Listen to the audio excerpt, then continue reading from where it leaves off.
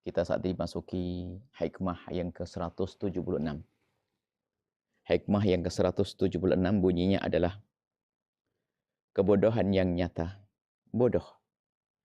Kebodohan yang nyata adalah saat dimaafkan dia merasa dibenarkan. Memang ada orang tidak tahu diri. Orang tidak tahu diri. Ada orang melakukan kesalahan kemudian dimaafkan. Dimaafkan itu bukan berarti membenarkan, akan tapi memang memaafkan karena lapang hati. Tapi ada orang yang tidak tahu diri. Kalau dimaafkan itu malah menganggap dirinya telah dibenarkan. Sehingga efeknya adalah pertama, dia begitu mudah melakukan kesalahan yang serupa karena tidak menganggap itu sebuah kesalahan dan dosa. Karena menurut dia setelah dimaafkan itu adalah kayak dibenarkan. Enggak. Kalau Anda melakukan kesalahan kemudian dimaafkan, tetap kesalahan sebagai kesalahan, tapi setelah itu memaafkan. Dan banyak orang-orang semacam ini. Dia melanggar dalam urusan apapun. Ada urusan pribadi, ada urusan keluarga, melanggar di rambu-rambu keluarga. Kalau sudah minta maaf, kalian cerita, ya. Sekarang enggak. Setelah minta maaf, kemudian dimaafkan, selesai. Kemudian dia menyadari kalau dia dimaafkan. Itu penting, seperti itu. Ada. Setelah minta maaf, dimaafkan. Setelah dimaafkan, apa yang terjadi pada dirinya? Menganggap, saya tidak salah kok, ini buktinya. Sampai mungkin, aku diterima lagi. Ini buktinya aku diajak ngobrol. Dipanggil lagi. Anggap saja deh seorang murid. Gurunya memaafkan dia karena sebuah kesalahan.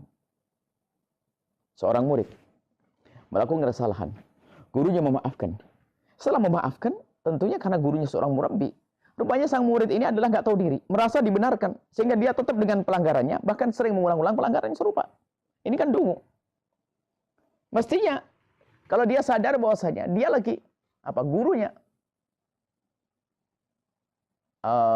memaafkan, memanggil dia. Mestinya dia malah menjaga, jangan sampai aku melakukan lagi. Sebab ini karena kasih sayang guruku. Karena kebaikan guruku. Kebaikan guru maka memaafkanku. Nah, jangan merasa dibenarkan. Mungkin ada sebuah ini guru.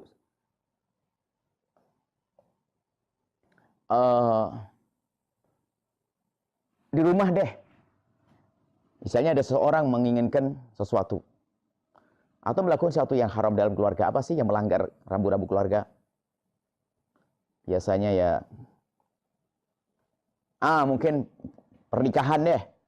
Ya kan? Atau dalam sebuah pernikahan misal saja. Mungkin acara yang dilakukan itu adalah tidak sesuai. Atau mungkin cara mencari jodohnya. Mungkin seorang anak perempuan, naudzubillah ya, tiba-tiba memaksa ayahnya, keluarganya untuk menikah dengan seseorang. Atau seorang laki-laki mendapatkan calon, kemudian menikahnya bukan lewat petunjuk dan seterusnya. Bos pelanggaran. Atau seorang perempuan deh. Karena zaman ini adalah zaman yang kadang-kadang Masya Allah, akhlak itu luar biasa, sering ditinggalkan, sehingga sering orang lupa dengan jasa-jasa gurunya, jasa gurunya. Atau guru saja deh. Seorang murid tadi melakukan kesalahannya. Dalam urusan pernikahan misalnya. Mungkin seorang anak perempuan ketemu seorang pasangan calon. Dia melakukan kesalahan. Kemudian orang tuanya itu hanya khawatir. Kalau tidak diizinkan, khawatir malah melakukan sesuatu yang lebih jauh lagi. Melakukan dosa. Ya udah lebih baik saya izinkan deh. Biarpun bahasanya daripada tidak saya izinkan, nanti tambah tidak karu-karuan. Nah, akhirnya diizinkan. Bukan sekedar mengizinkan anak perempuannya menikah dengan laki-laki tersebut. Di samping diizinkan, ya sudah. Disambut menantunya juga. Dianggap biasa saja. Itu artinya dimaafkan. Cuma dasar anak perempuan dungu, dia mengatakan tuh kan. Pun pada akhirnya, ibuku nerima. Ini kan memang pilihanku lebih benar, hebat. Lu kan bodoh dia. Dimaafkan, merasa dibenarkan. Dimaafkan, merasa dibenarkan. Bisa jadi seorang laki-laki juga sama misalnya, melakukan satu hal. Yang melanggar keluarga misalnya, tidak sesuai dengan keluarga. Kemudian karena keluarganya baik-baik, memaafkan. Tapi dasar dia nggak tahu diri, setelah dimaafkan, merasa dibenarkan. Sehingga akhlaknya tidak menjadi lebih baik. Kalau dia menyadari kesalahan yang dilakukan, itu menjadi keretakan, sebab keretakan, maka dia akan menyesal, tidak akan mengulangi lagi, meminta maaf. Minta maaf. Anak perempuan tadi yang sudah dimaafkan oleh keluarganya sepertinya berjuang bagaimana semakin bakti setelah ini. Tapi tidak, karena dungu, lihat kebodohan yang nyata. Setelah dimaafkan malah dia mengatakan, tuh kan, yang benar adalah aku. Buktinya aku akhirnya pada akhirnya saya diterima, akhirnya ini buktinya. Ini kan berarti kan saya benar lah, ini kan bodoh. Dimaafkan rasa dibenarkan, kebodohan yang nyata. Sementara makanya ini ada hubungannya dengan sebelumnya. Orang hebat mudah memaafkan. Jika engkau bersama orang yang mudah memaafkan, lihat, seolah-olah engkau tidak punya kesalahan. Suami istri, kan istri yang dungu melakukan kesalahan, kemudian suaminya senyum memaafkan, gak apa-apa. Setelah dimaafkan ternyata istri bukan menjadi lebih bagus. Menganggap suaminya membiarkan berarti gak apa-apa. Loh, suamimu itu memaafkanmu, Bu. Bukan membenarkan omonganmu. Cuman karena seorang istri dungu, di saat dimaafkan merasa dibenarkan. Makanya istri tetap kurang ajar kepada suaminya. Sama seorang suami melakukan satu hal kesalahan. Istri memaafkan, cuman dia tidak merasa kalau dia itu melakukan kesalahan. Sehingga dia merasa dibenarkan.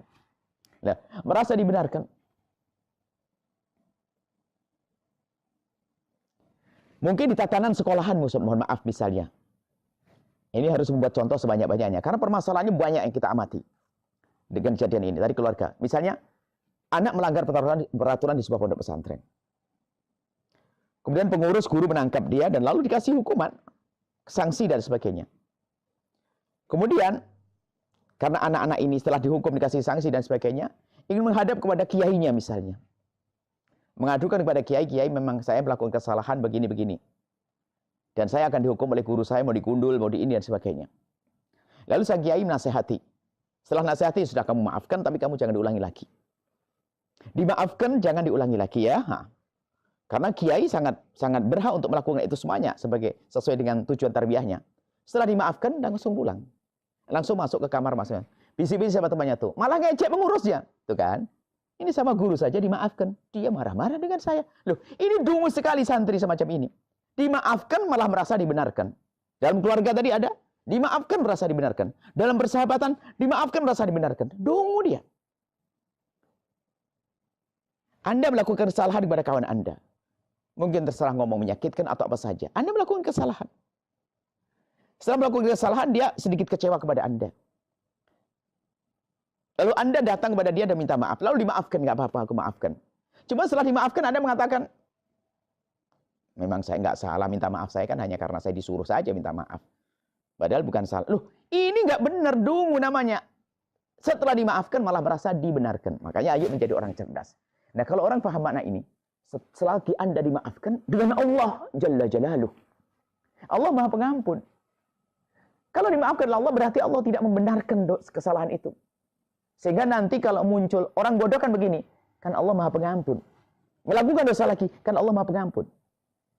Di samping sebuah kebodohan, kekurang ajaran. Coba saja, seorang anak. Anda tetangganya juga marah-marah. Seorang anak punya bapak sangat baik. Sangat mudah memaafkan. Bahkan mungkin ayahnya nggak bisa marah.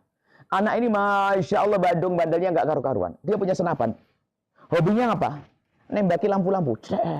Di rumah tuh gelas di lemari-lemari itu gelas-gelas Yesus ditembak. Ketawa. Anda melihat ini. Lalu tegur, kenapa kamu tembak? Nggak apa-apa kok. Ayah bagaimana? Biasa, ayahku nggak pernah marah. Betul, ayah ngelihat, hanya ngelihat. Terus siapa yang nembak tadi? Saya. Allah. Ayahnya begini. Ya, nggak apa-apa. Itu ayahnya memaafkan. Lah, makanya, kenapa kok dia terus melakukan itu semuanya? Karena dia dungu. Nah, Anda pun kan marah lihat orang seperti itu. Tahu orang tuanya pemaaf, malah dia seenaknya sendiri. Dan dalam hidup kita itu model begini.